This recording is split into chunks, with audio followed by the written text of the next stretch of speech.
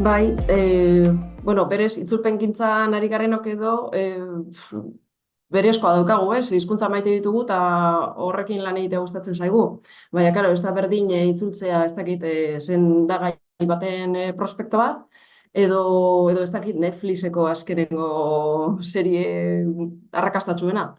Ez? Eta, bueno, alde batetik, lan arloak, ez dakit, sentsazioa daukat, gero eta zabalagoa dela lan arlo hori, eta gero eta zerbitzu gehiago eskaintzera ohitzen ari garela. Ez dakit, ni transkreazioan adibidez ez dut inoiz lanik egin, baina, bueno, gero eta prestatuago egon behar gara itzultzaileak, eta alde batetik, em, derrigorra da, trebakuntza, osea, ikastaro gehiago egitea, eta esan nahi dudana formakuntza gehiago egitea, eta karreratik irteten zarenean batzutan gauza asko ez dakizkizu, eta gerora ibili behar zara zure burua trebatzen, baina beste alde batetik aukera polita da.